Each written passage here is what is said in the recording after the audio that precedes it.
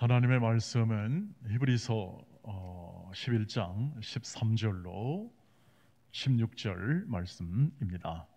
신약 325쪽 있는 말씀인데요. 히브리서 11장 13절로 16절 말씀입니다. 다 같이 합독하도록 하겠습니다. 13절부터 16절까지 다 같이 합독하겠습니다. 같이 읽습니다. 시작. 이 사람들은 다 믿음을 따라 죽었으며 약속을 받지 못하였을 때 그것들을 멀리서 보고 환영하며 또 땅에서는 외국인과 나그네임을 증언하였으니 그들이 이같이 말하는 것은 자기들이 본향 찾는 자임을 나타냄이라. 그들이 낳은 바 본향을 생각하였더라면 돌아갈 기회가 있었으려니와 그들이 이제는 더 나은 본향을 사모하니 곧 하늘에 있는 것이라. 이러므로 하나님이 그들의 하나님이라 일컬음을 받으심을 부끄러워하지 아니하시고 그들을 위하여 한 성을 예비하셨느니라. 아멘. 우리 강단에 있는 양쪽 사이드에 온풍기를 좀 꺼주시면 좋겠네요. 오늘은 우리 횡성의 지교회인 하나님교회 국균호 목사님이 오셔서 하나님의 말씀을 함께 나누도록 하겠습니다. 적어도 한 1년에 한 번쯤 이렇게 같이 우리 성도들과 함께 말씀을 한 번 이상은 나누려고 했는데 올해도 이렇게 한 번 정도 함께 말씀을 나누게 되었네요.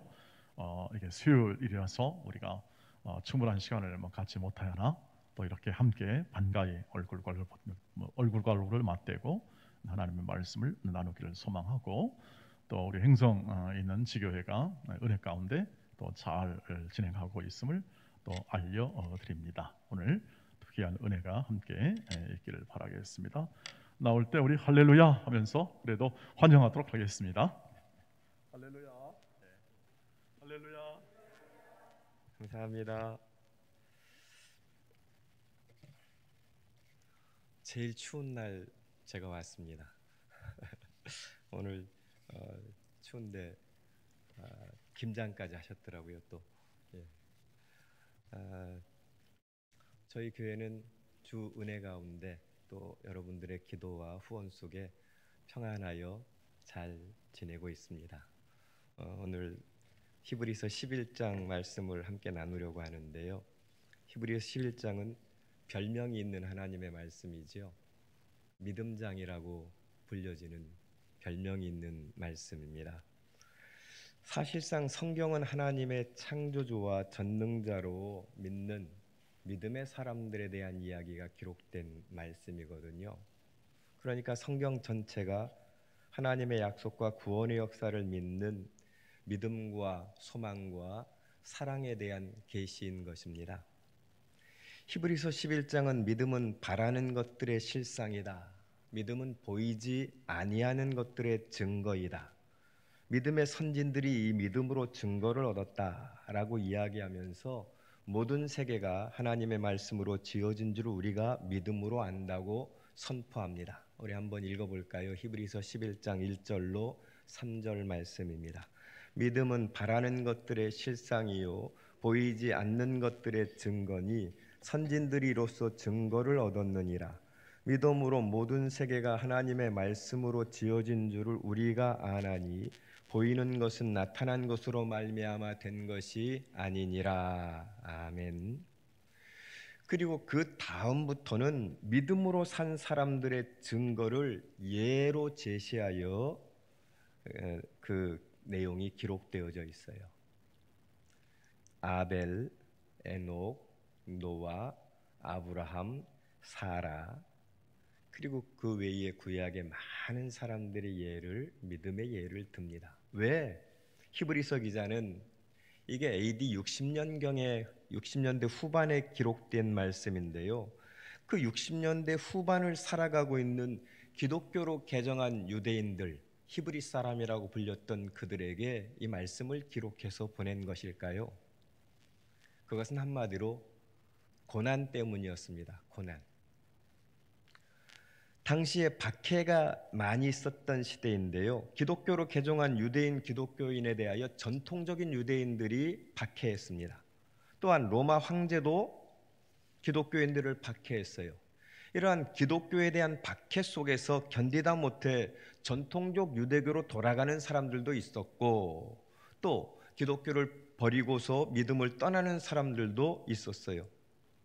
그런 기독교인들에게 예수 그리스도의 우월성과 지금 우리가 믿고 있는 믿음의 중요성을 강조하기 위하여 기록한 말씀이 히브리서입니다. 오늘 이 시대는 기독교에 대한 눈에 보이는 직접적인 고난과 핍박과 박해는 없습니다. 하지만 간접적으로 SNS나 지면을 통해 기독교와 기독교인들에 대한 비난과 비판의 목소리는 날로 더해가고 있습니다. 분명한 이유는 기독교인들 우리들의 책임이지요. 우리가 믿는 사람이라고 하면서 믿음을 가진 그 모습대로 살지 않은 그 이유 때문에 비난을 받고 있는 것이 맞습니다. 오늘 설교 제목이 믿음으로 사는 것이라고 잡았어요. 도대체 믿음으로 사는 것이 무엇이길래 우리는 이 시대에 직접적인 박해는 없지만 간접적으로 기독교인들을 별로 좋아하지 않는 시대가 되어지고 만 것일까요? 믿을 수 없는 존재가 되었기 때문입니다. 성도들조차도 믿을 수 없는 사람들이 되어지고 말았어요. 이 모든 결과는 믿는 자들이 믿음으로 살지 못했기 때문에 생겨난 것들입니다. 그렇다면 믿음은 무엇입니까? 우리가 하나님을 믿는다 이야기하는데 그 믿음이 뭘까요? 믿음은요, 인격적인 것입니다. 지정의, 인격적으로 믿음의 대상을 신뢰하고 그 믿음의 대상이 가르쳐주는 그 명령에 인격적으로 순종하는 것을 말해요. 머릿속으로만 믿는다고 하는 것이 아니라 몸으로 그 믿음이 나타나야 된다는 거예요. 인격으로 나타나야 된다는 거예요. 우리의 믿음의 대상은 분명히 살아계신 하나님이십니다. 그분이 우리에게 말씀하셨고 명령하셨고 지금도 우리를 만나주고 계세요. 하나님께서는 모세와 선지자를 통하여 하나님의 뜻을 계시하시면서 이 모든 율례와 법도를 다 지켜 행하라 라고 우리에게 명령하셨습니다. 신명기 7장 11절 말씀 함께 읽어보지요. 그런즉 너는 오늘 내가 내게 명령하는 명령과 규례와 법도를 지켜 행할지니라. 아멘. 내가 내게 명하는 명령과 규례와 법도, 한마디로 얘기하면 내 말이죠. 내 말을 지켜 행하라. 믿음은 그 신뢰의 대상을 알고 대화와 사귐의 관계 속에서 쌓여지는 거예요. 네, 그러니까 여러분들이 저를 믿는 것보다는 담임 목사님을 믿는 게 더 커요. 왜냐하면 저는 1년에 한 번 와서 여러분들하고 말씀을 나누고 가거든요. 예, 그런데 담임 목사님하고는 적어도 일주일에 한 번은 뵈야 되거든요. 그 대화와 관계 속에서 그 신뢰감이 점점 더 깊어지는 거예요. 우리는 하나님을 아버지라고 부릅니다. 하나님을 믿는다고 합니다. 그런데 우리는 하나님에 대해서 얼마나 알고 있습니까? 하나님과 얼마나 깊은 대화를 하고 있습니까? 우리는 하나님을 아버지라고 부르고 지금도 하나님께 기도하며 하나님의 전능하심을 믿는다고 하면서 정작 하나님을 알지 못한다면 그것은 진정한 믿음이라고 할 수가 없습니다. 만일 하나님과 대화하지도 않고 인격적인 사귐도 없으면서 믿는다고 한다면 그것은 맹목적인 믿음밖에 되지가 않아요. 맹신이라고 하지요. 하나님은 그 자녀된 우리가 하나님을 알기를 원하십니다. 호세아 6장 3절 말씀 보시지요. 그러므로 우리가 여호와를 알자, 힘써 여호와를 알자. 그의 나타나심은 새벽빛같이 어김없나니 비와 같이 땅을 적시는 늦은 비와 같이 우리에게 임하시리라 하니라. 우리가 여호와를 알자, 힘써 여호와를 알자. 이 힘써라는 말은요, 강조되어져 나타났는데요, 모든 것을 동원하여 다 투자해서 하나님을 알아야 된다는 거예요. 하나님을 아는 것은 다른 것이 아닙니다. 하나님을 사랑하는 것이지요. 신명기 6장 5절 말씀 함께 읽어볼까요? 너는 마음을 다하고 뜻을 다하고 힘을 다하여 내 하나님 여호와를 사랑하라. 하나님을 아는 것은 하나님을 사랑하는 거예요. 하나님을 알고 하나님을 사랑하는 것은 하나님의 율례와 법도 곧 하나님의 말씀을 마음에 새기고 가르치고 실천하며 살아가는 것입니다. 모세를 통하여 주신 신명기 6장 6절로 9절에 그 말씀이 있습니다. 한번 함께 읽어보지요. 오늘 내가 네게 명하는 이 말씀을 너는 마음에 새기고 내 자녀에게 부지런히 가르치며 집에 앉았을 때에든지 길을 갈 때에든지 누워있을 때에든지 일어날 때에든지 이 말씀을 강론할 것이며 너는 또 그것을 내 손목에 매어 기호로 삼으며 내 미간에 붙여 표로 삼고 또 내 집 문설주와 바깥문에 기록할지니라. 이 말씀은 실제로 문자적으로 손목에 매고 미간에 붙이고 문에 기록하라는 말씀이 아닙니다. 유대인들이 지금 그것을 그렇게 실천하면서 자신들은 말씀대로 살고 있다고 이야기해요. 이 말씀을 손목에 맸다고 그 말씀이 우리의 것이 됩니까? 그건 아니에요.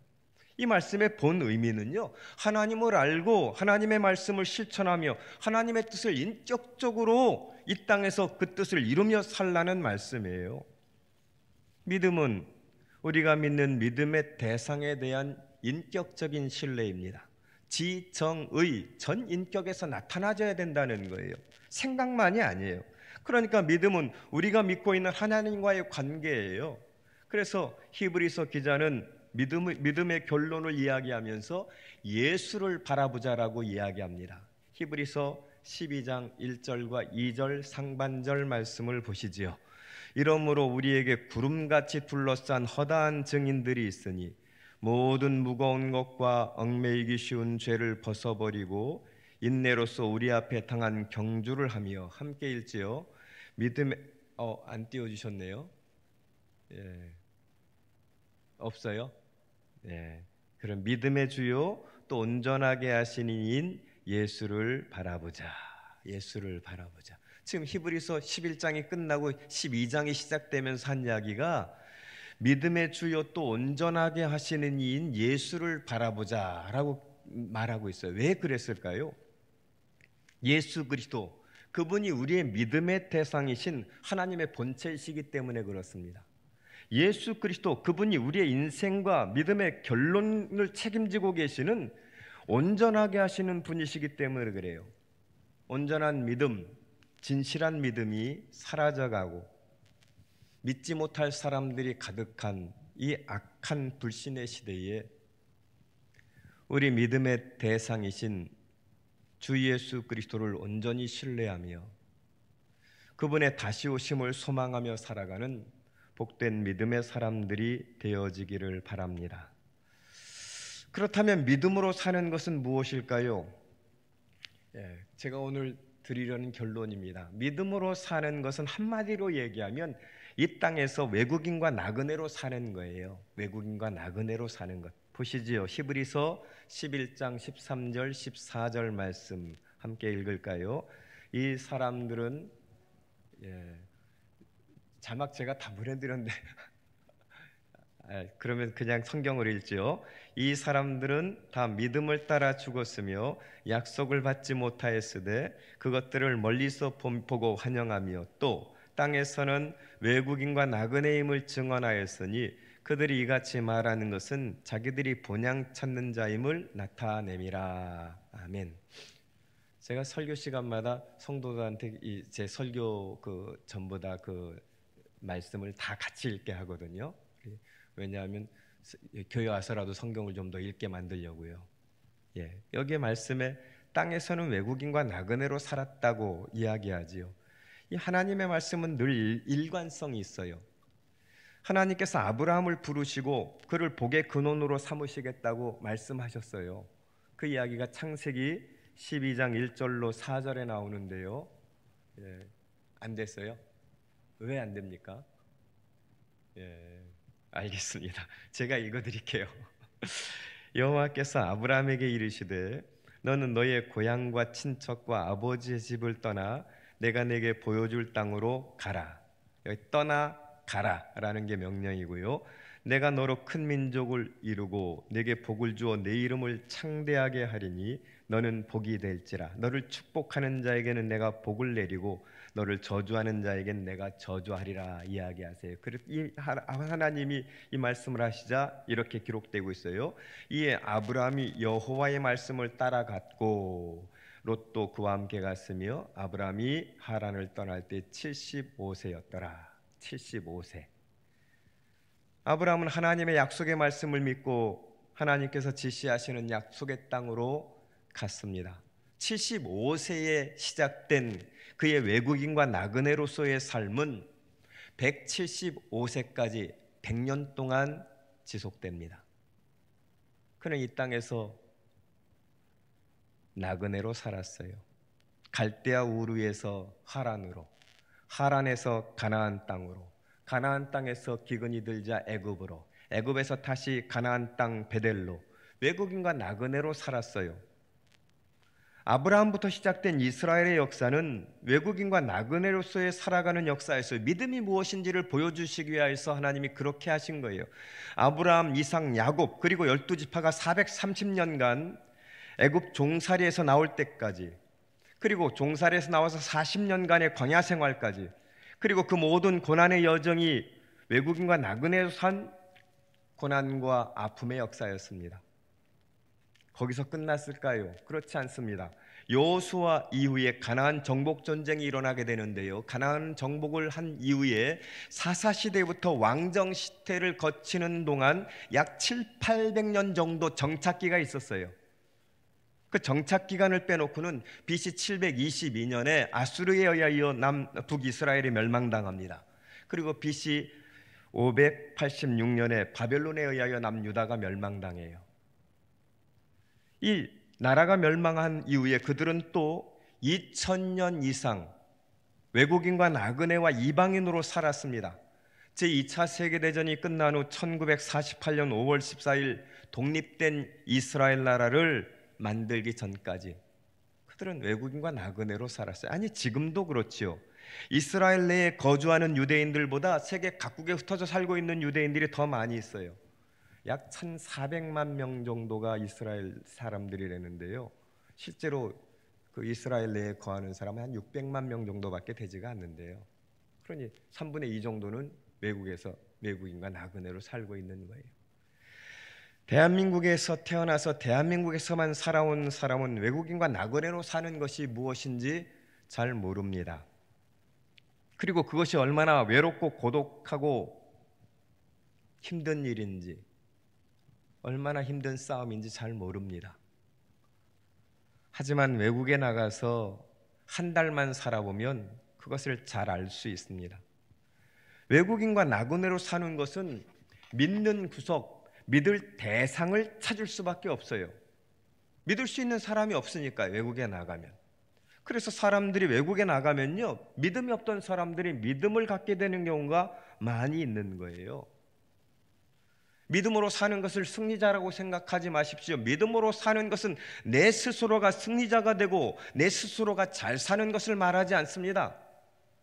믿음으로 사는 것은 내가 실패자요, 내가 낙오자요, 내가 무능한 자이기 때문에 전능하신 하나님만을 믿고 의지하는 태도로 살아가는 것을 말합니다.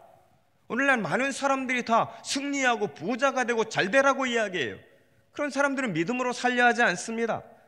모든 사람은 스스로 잘되고 잘 살면 믿음을 대상을 만들지 않습니다. 오히려 모든 것이 다 잘되면 내가 스스로 믿음의 대상이 되려고 하지, 하나님을 믿음의 대상으로 삼으려고 하지 않습니다. 우리가 언제 우리의 믿음이 성장했는가를 보십시오. 힘들고 어려울 때입니까? 아니면 잘 풀릴 때입니까? 어제 어떤 목사님과 만나서, 큰 교회 목사님과 만나서 교제하는데 국목사님 교회 그 사업하는 그분은 예배 드려 잘 나와 그러시더라고요. 그래서 예배 빠지지 않고 드립니다. 근데 우리 교회 장로들, 집사님들은 사업 잘 되면 교회를 안 나와 그러시더라고요. 왜 안 나와요? 사업 잘 되면? 사업 잘 돼 바빠서 못 나오는 거예요. 그럼 도대체 어떻게 기도해야 됩니까? 목사는 잘 되면요, 자기들이 잘 된 줄 아는 거예요. 그런 사람은 자기가 신이 되려고 하지 신을 찾지 않습니다. 안 되면요, 하나님 도와주세요 하고 나오는 거예요. 믿음으로 사는 것은 하나님 한 분만을 신뢰하며 그분만 바라보며 그분만 의지하는 거예요. 믿음으로 사는 것은 나온 바 본향이 아닌 들어갈 본향을 바라보는 것입니다. 히브리서 오늘 읽었던 11장 15절과 16절 말씀을 보시지요. 그들이 나온 바 본향을 생각하였더라면 돌아갈 기회가 있었으려니와 그들이 이제는 더 나은 본향을 사모하니 곧 하늘에 있는 것이라. 함께 읽지요. 이러므로 하나님이 그들의 하나님이라 일컬음을 받으심을 부끄러워하지 아니하시고 그들을 위하여 한 성을 예비하셨느니라. 더 나은 본향, 하늘에 있는 더 나은 본향. 하나님이 우리의 하나님이라 일컬음을 받으시는 것을 부끄럽게 만들지 마십시오. 믿음으로 사는 것은 하나님이 우리를 기뻐하는 것입니다. 우리를 자랑스럽게 여기는 거예요. 우리를 위하여 한 성을, 영원한 하나님 나라를 예비하셨습니다. 만일 아브라함이 나온 바 본향, 곧 그 당시 가장 번창했던 갈대아 우르를 사모하였다면 그리로 돌아가면 됐었습니다. 힘들고 어려울 때 돌아가면 됐었습니다. 하지만 아브라함은 하나님과 그 언약의 말씀을 믿고 그 믿음을 행동으로 옮겨 가나안 땅으로 갔고 거기 거했습니다.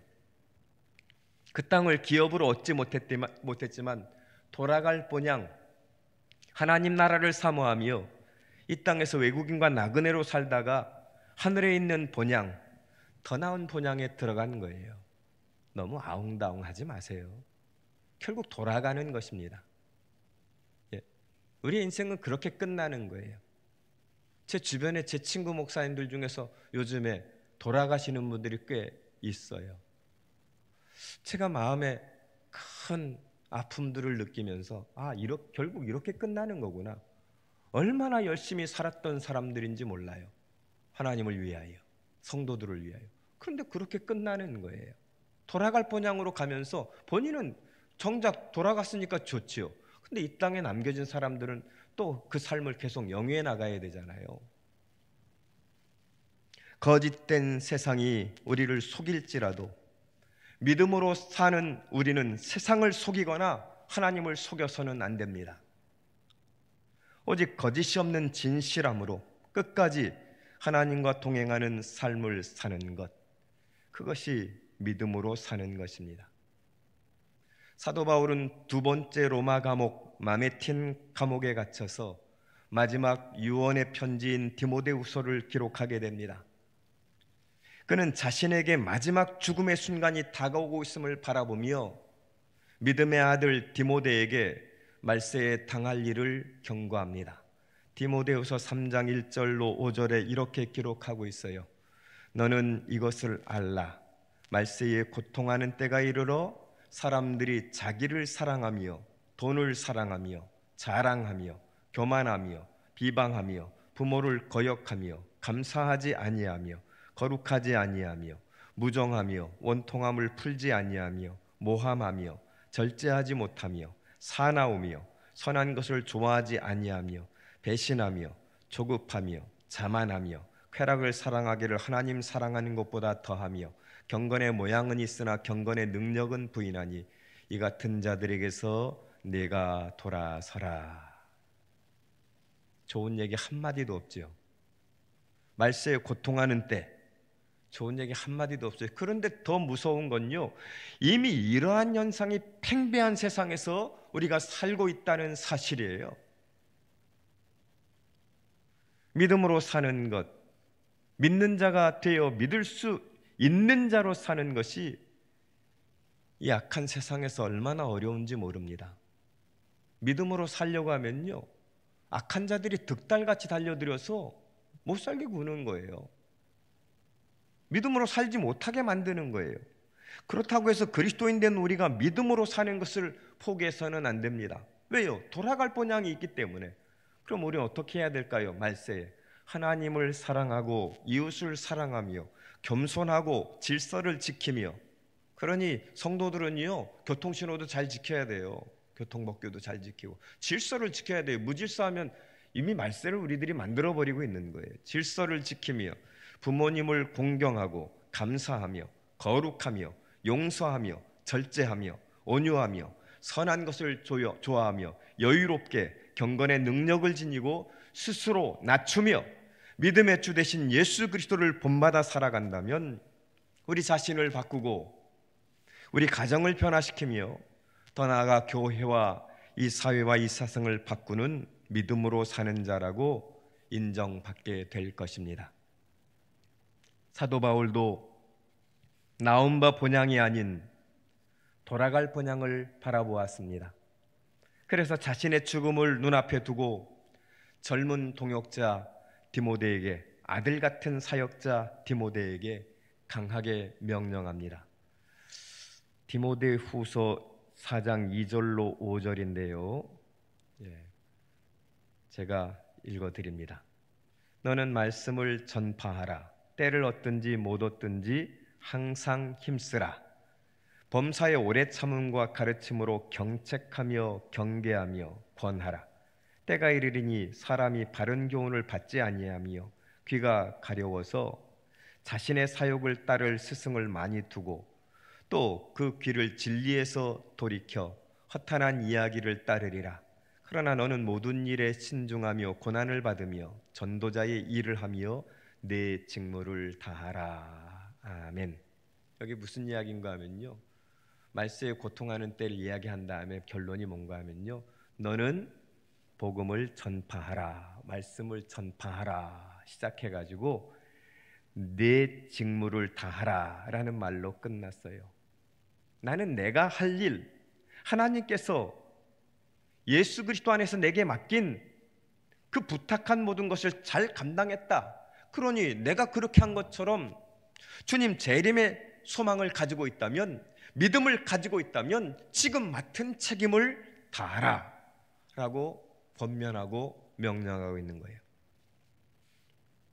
믿음으로 사는 것은 돌아갈 본향을 소망 중에 바라보며 외국인과 나그네로 그 남은 인생을 사는 것입니다. 우리가 돌아갈 그날이 언제 있는지 아무도 알 수 없지만 오늘이 그날인 것처럼 믿음으로 살기를 바랍니다. 고 김두환 장로님이 작곡한 성가곡 본향을 향하네라는 찬양이 있는데요, 이 곡은 우리가 믿음으로 사는 것에 대한 격려의 내용이 그 가사 속에 담겨져 있습니다. 다 아시겠지만 제가 가사를 한번 읽어드릴게요. 제가 찬양을 드리면 더 좋겠지만 가사를 읽어드릴 테니까 음미해 보세요. 이 세상 나그네 길을 지나는 순례자, 인생의 거친 들에서 하룻밤 머물 때 환란의 굳은 비바람 모질게 불어도 천국의 순례자 본향을 향하여 본향을 향하네. 제가 참 고등학교 때부터 좋아해서 즐겨 불렀던 찬양이에요. 너무너무 좋은 가사예요. 이 세상은 우리가 하룻밤 머물다 가는 곳일 뿐이에요.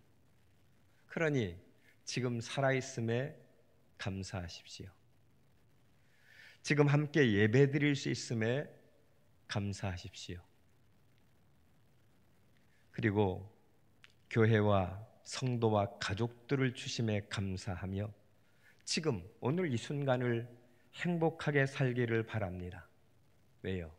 나 홀로 이 광야와 같은 이 믿음의 길을 걷지 않게 하시고 목사님과 장로님들과 권사님, 집사님들을 붙여주셔서 함께 기뻐하고 함께 사랑을 나누게 하심에 감사하십시오. 그리고 나온 바 본향이 아니라 돌아갈 본향을 향하여 주님 다시 오시는 재림의 그날까지 끝까지 믿음을 지키며 변질되지 않은 믿음으로 하나님을 기쁘시게 해드리는 삶을 살아가는 복된 교회와 성도들이 되어지기를 바랍니다. 기도드립니다. 하나님, 우리의 인생을 이 땅에서 나그네와 외국인으로 살게 하심을 감사합니다. 우리에게 주어진 이 인생의 의미를 바르게 깨닫게 하여 주시고 환란의 거친 비바람이 몰아치는 이 땅에서 하룻밤 지나가는 것을 아웅다웅하지 않게 하시며 주어진 인생에 감사하며 함께 살아가고 있는 가족과 성도들로 인하여 감사하며 이 땅에서 하나님의 영광을 위하여 믿음으로 살아가게 하심에 감사하며 살아가는 행복한 신앙인들, 행복한 교회와 성도들이 되게 하여 주시옵소서. 주 예수 그리스도 이름으로 기도하옵나이다. 아멘.